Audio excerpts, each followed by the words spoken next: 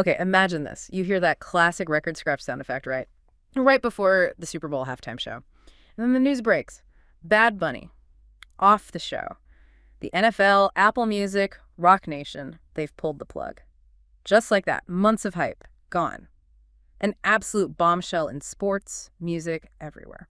Yeah, and look, we need to be super clear up front. This is purely hypothetical. It's based on a rumor that was flying around. But Yeah. analyzing this hypothetical cancellation, it gives us a really sharp way to look at things. Our goal here is to unpack the huge pressures, political, commercial, creative, that swirl around massive events like the Super Bowl. And what does the fact this rumor even existed tell us about, where things stand culturally? Right. So let's ground this in fact first. Bad Bunny Benito Antonio Martinez Ocasio, he was officially announced. Late September 2025. Halftime headliner for Super Bowl LX in 2026. And this wasn't just like filling a slot. It felt like a real statement by the NFL. Oh, absolutely. Strategically, it was massive. Sources pointed this out. They weren't just looking for a popular artist. They were making a very deliberate play, trying to connect with younger crowds, Latinx audiences, global fans. It was a clear push for, real diversity on arguably the biggest stage in American culture. Yeah, and some outlets like New York Magazine highlighted that it was always going to be a bit of a gamble, right? I mean, his music, his cultural impact, undeniable. But he's also outspoken. The NFL must have known going in that picking him carried a risk of pushback from maybe more conservative viewers who like their halftime shows, strictly entertainment. Exactly, which kind of sets up the whole scenario we're digging into.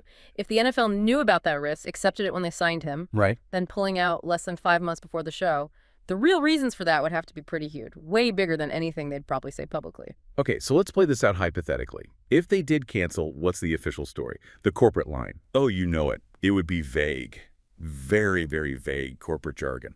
Sources suggest they'd likely point to two things: creative and production differences, maybe, and unforeseen logistical challenges, standard stuff.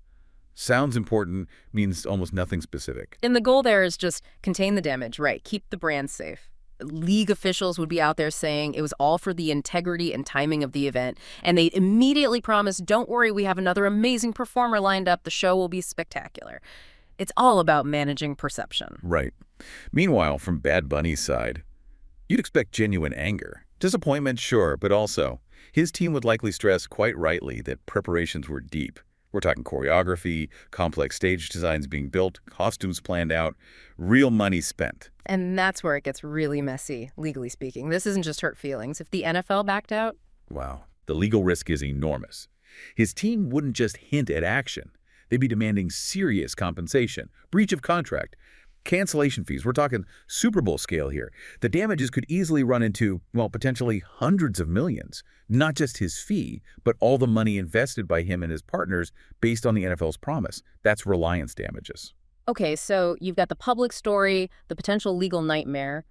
But what about the real drivers? If it wasn't just logistics, what could have actually forced their hand? Let's get into those motives.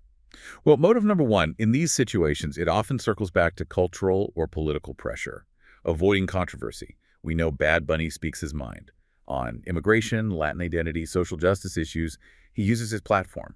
So the analysis suggests if the NFL started feeling serious heat, maybe from powerful political groups or a big conservative media campaign, suddenly their internal risk calculation changes dramatically. But wait, hang on. If they knew he was outspoken when they hired him, wouldn't canceling just make the political firestorm worse? You'd think so. But it's like trading one kind of fire for another, potentially. From a corporate defense view, they might choose to take the hit for canceling. To avoid the bigger perceived risk of a political controversy actually playing out during their billion-dollar broadcast, they fear that dialogue overshadowing the game itself. And you saw how fans reacted, even to the rumor. They saw it as the NFL caving, didn't they? Especially for many Latinx fans, it felt symbolic, like erasing the very inclusion the NFL claimed to want. You saw the hashtags immediately. Let Bad Bunny perform, #HalftimeForAll, shows how fast that brand goodwill can turn sour. Exactly. Which leads us straight into motive number two, the money. Sponsor and commercial worries. This is often where the real decisions get made, behind closed doors. Think about it. Major sponsors pouring, 9 figures into Super Bowl ads if they start getting nervous? Nervous about their global brand being linked to an artist some of their customers see as controversial? The NFL has to listen. How does that pressure work, though? Is it just a phone call saying we're worried? It's usually more formal than that. These big companies have entire teams dedicated to brand safety. If the negative chatter online or in the media gets too loud about the headliner, they might invoke morality clauses in their contracts. Those clauses basically let them pull back ad money if the event or performer brings disrepute to their brand. So suddenly, the NFL is looking at potentially losing billions in ad revenue. Sacrificing the artist, even with a big cancellation fee, might seem like the safer financial bet. Wow. So the sponsor threat is basically the ultimate trump card. It can override the initial diversity goals, the artistic vision, all of it. It often is, yeah. It's the hard reality of the business side. Which brings us to motive 3, internal issues, production risk, PR. Now, could there have been genuine disagreements? Sure, maybe arguments over the budget for some wild stage idea or tech problems. But sometimes those internal disputes become, well, convenient excuses when the external pressure from politics or sponsors ramps up. So the league might just be getting generally anxious about the whole thing, not just the performance, but protests, boycotts, bad PR, safety stuff. Precisely, the overall risk profile. And in that situation, swapping out a potentially polarizing figure like Bad Bunny for someone seen as, safer, more neutral, broadly popular, that becomes a very clear, very calculated PR move. They opt for easy appeal over potentially difficult, even if exciting, engagement. This really makes you think then. What would the actual fallout be if the NFL did make such a huge U-turn? What are the real-world consequences for their brand, their business? It wouldn't just blow over. No way. The damage to their brand image could be serious and long-lasting. They'd instantly look like they lacked the courage to stick by a choice they themselves promoted as inclusive and bold. It hits their credibility hard, especially with those younger, global audiences they courted. After all the hype, it looks unreliable. And it completely backfires on trying to win over those specific groups, right? Totally. The demographic impact is key. You risk alienating the very Latinx and younger fans you wanted to attract. If those groups feel betrayed, maybe they tune out. Viewership dips in those key segments. The whole strategic reason for picking him evaporates. It's shooting yourself in the foot, strategically. And let's circle back to the legal side again. The money hit isn't just paying off the artist. Oh, it's a legal avalanche. Beyond Bad Bunny's fee and those massive reliance damages we talked about, think about all the other contracts. Marketing partners who build campaigns around him, production companies hired, vendors, advertisers who bought packages specifically because Bad Bunny was performing the Bad Bunny effect.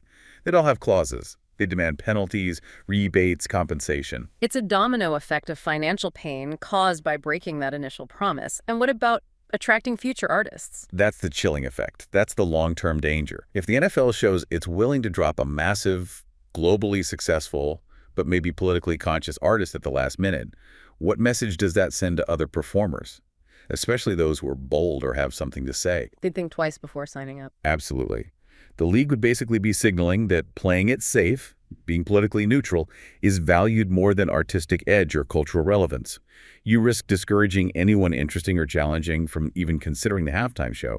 It could become, well, artistically bland. Yeah. Sanitized. So wrapping this up, what's the big takeaway here? This whole hypothetical deep dive really throws a spotlight on that constant balancing act, doesn't it? Right. Between the art, the billions in commerce, the political minefields, and just managing the NFL's massive brand image. Every single halftime choice involves navigating this. It really does. And let's bring it firmly back to reality for a second. The crucial fact, confirmed by multiple sources, fact checkers, this cancellation is just a rumor. It was widely shared, yes, but debunked. As far as anyone knows officially, Bad Bunny is still scheduled to perform. Okay, phew. So the show, as planned, goes on. But, the very fact that this rumor, this hypothetical scenario, kicked up so much dust online, generated so much discussion and analysis like ours, it really shows how sensitive and, frankly, volatile things are around culture, inclusion, and these huge entertainment platforms. It absolutely does. Think about it. If the NFL had canceled, it wouldn't just be news. It would be a major cultural statement about power and entertainment. And it forces you, the listener, to ask that fundamental question. When art, money, and politics collide like this, who is the league ultimately listening to? Is it the diverse global fan base they say they want? Or is it the established sponsors and the path of least political resistance? That underlying tension, you see, is always there, no matter who takes the stage.